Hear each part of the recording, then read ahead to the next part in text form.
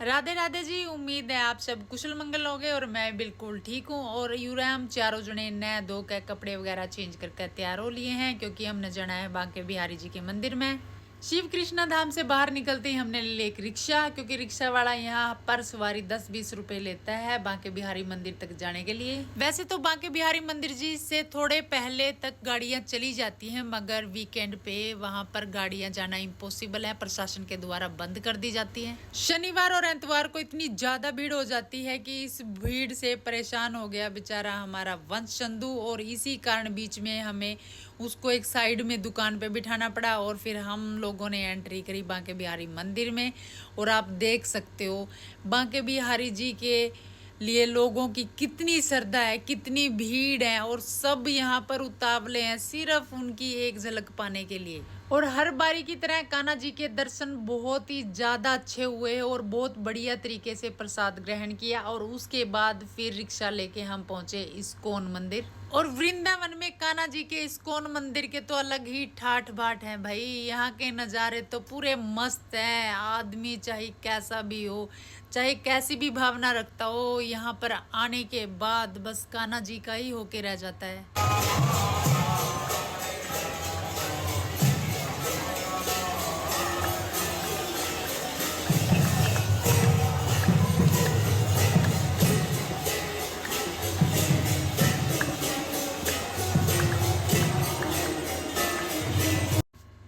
और इस बार तो इस्कॉन मंदिर में बहुत बड़ा चमत्कार देखने को मिला। और वो चमत्कार था कि संधू साहब इतने मगन थे कि कान्हा जी की मस्ती में सब भूल गए थे कुछ टाइम के लिए।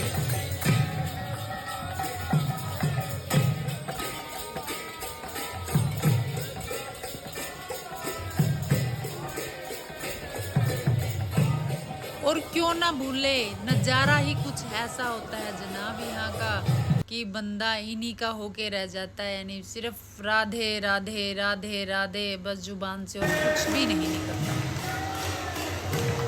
और सच में हर एक वीडियो में आप सब देख भी सकते हो संधू साहब के कुछ अलग ही स्वरूप था इस बार कान्हा जी का। इतनी ज्यादा मतलब मगन थे कान्हा जी की भक्ति में, इस बार तो इन्होंने मेरी भक्ति को भी मात दे दी।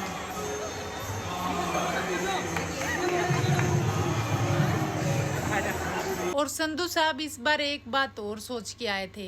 हर बार जब हम पिछले 3-4 बार से वृंदावन आ रहे थे तो एक ही बात थी कि इस्कॉन मंदिर से मैंने धोती कुर्ता इस बार जरूर लेना है, क्योंकि हर बार जब भी मैं वृंदावन जाऊंगा तो धोती कुर्ता ही डाल के जाऊंगा। तो वो खोज इस बार हमने पूरी कर ली। और जो इस्कॉन मंदिर में एक शॉप है जहाँ पे ऐसे ऐसे हर मटेरियल आपको अवेलेबल मिलेंगे, यानी कि इस्कॉन मंदिर टाइप धोती कुर्ता, लेडीज़ के फ्रॉक सूट, बच्चों की अच्छी अच्छी टी शर्टें जिनके ऊपर हरे कृष्णा हरे रामा लिखा हुआ, वृंदावन मेंशन किया हुआ, इस्कॉन लिखा हुआ, बहुत प्यारी प्यारी चीज़ें थी जो हमने यहाँ से परचेज की। और 2-2.5 घंटे इस्कॉन मंदिर में बढ़िया बिताने के बाद हम चल पड़े शिव कृष्णा धाम की तरफ। और रास्ते में मुझे बहुत ज़्यादा तेज सिर में दर्द था, तो संधू साहब ने मेरे लिए मेडिसिन भी खरीदी। और उसके थोड़ी देर के बाद हमें दिखा एक नारियल वाला भाई। तो संधू साहब बोले कि आपके सिर में बहुत ज़्यादा दर्द है, आपने मेडिसिन ली है, तो क्यों ना कुछ लिक्विड पिया जाए। तो हमने यहाँ पर मलाई वाला नारियल पिया। नारियल पी के आया बहुत ज़्यादा आनंद। और उसके बाद हम सीधे पहुँचे शिव कृष्णा धाम में। और मंदिरों में पैदल घूमना होता है तो सबके पैर बहुत ज़्यादा गंदे हो गए थे, तो मैंने पानी लेके सबके पैरों को धोया। और प्लीज़ आप सब कमेंट करके ज़रूर बताना कि संधू साहब ने जो धोती कुर्ता इस्कॉन मंदिर से परचेज किया है उनके ऊपर शूट कर रहा है या नहीं।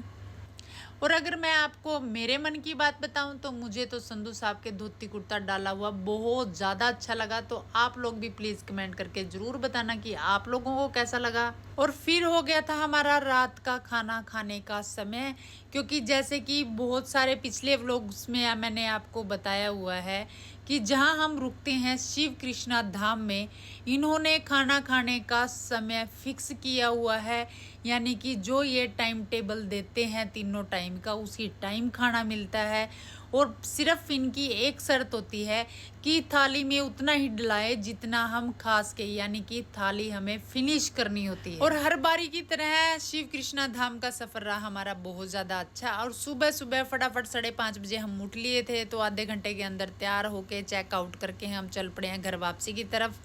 और रास्ते में संधू साहब का चाय पीने का मन किया, तो रॉयल किंग के नाम से एक ढाबा था। और यहाँ हमारे रुकने का एक और मकसद था कि हमने इतना बड़ा फंका देखा छत का। हे राम, हमने तो अपनी ज़िंदगी में इतना बड़ा फंका नहीं देखा, और शायद आपने भी कभी नहीं देखा होगा। तो इसलिए संधू साहब ने तो चाय पी और मैंने तो सिर्फ इस पंखे की वीडियो बनाई कि इतना बड़ा पंखा इन्होंने बनवाया कहाँ से, अरे बाबा। उसके बाद गाड़ी चलाने की ड्यूटी मुझे दे दी गई, और गाड़ी ड्राइव करते करते दोपहर का टाइम हो गया था, तो पेट में चूहे कुरकुर करने लग गए थे। तो हमने ब्रेक मारी गुलशन ढाबे पे। जैसे कि वृंदावन के फर्स्ट व्लॉग में मैंने आपको बताया था कि इस बार हम खाने पीने की जगह यानी कि ढाबा रिपीट नहीं करेंगे, यानी कि नई जगह पे ट्राई करेंगे। तो संधू साहब ने गुलशन ढाबे की बहुत तारीफ कर रखी थी, तो हमने सोचा कि इस बार पराठे गुलशन ढाबा पे खाए जाए। बढ़िया था, टेस्ट भी अच्छा था, मगर पता नहीं मुझे अमरीक सुखदेव वाली फीलिंग फिर भी यहाँ नहीं आई। वैसे तो अगर कुल मिला के कहूँ तो टेस्ट अच्छा था, बेकार नहीं था। और उसके बाद फिर हमने गर्मा गर्म कुल्हड़ वाली चाय मंगाई और जलेबी मंगाई। उसके बाद वंश और स्नेहा से पूछा कि तुम लोग आज क्या खाओगे, तो उन्होंने आज कोल्ड कॉफ़ी की जगह मांगी आइसक्रीम। खाना पीना अच्छी तरीके से फिनिश करके हम जब बाहर निकले तो एक बुजुर्ग ताऊ जी रेडी लगा रखी थी, उन्होंने जामुन ले रहे थे। बहुत ज़्यादा बढ़िया थी, देखने में तो बढ़िया थी ही, मिट्टी भी बहुत ज़्यादा थी। तो संधू साहब बोले बेचारा बुजुर्ग है, 2 पैसे की कमाई इसकी भी हो जाएगी, तो 1 किलो जामुन भी हमने यहाँ से ले ली। और उसके बाद रास्ते में इंडस्ट्रियल एरिया में संधू साहब को था एक काम, क्योंकि हॉस्पिटल के रिगार्डिंग कुछ पार्ट्स बेड्स वगैरह लेने थे। तो इन बंदों से आए हुए ही मतलब एक पंथ दो काज कर लिए संधू साहब ने। इन बंदों से मिलके कई चीज़ों की डील करनी थी, वो डील फाइनल कर दी और पेमेंट भी डन कर दी। ये बोले जी आपके एड्रेस पे ही पहुंच जाएगी, यानी जीवन धारा हॉस्पिटल। घर जाने के बाद 2-4 घंटे किया रेस्ट, फिर रात का खाना वाना बना के जग में डाला दूध कुत्तों को पिलाने के लिए। और आप सभी मेरे व्लॉग्स को लास्ट तक देखा करो, और प्लीज़ जो मैंने थोड़ी बहुत चेंजिंग की है बोलने की, तो प्लीज़ कमेंट करके ज़रूर बताना कि आप लोगों को पसंद आ रही है या नहीं आ रही है। तो ठीक है जी, मिलूंगी अगले व्लॉग में। राधे राधे।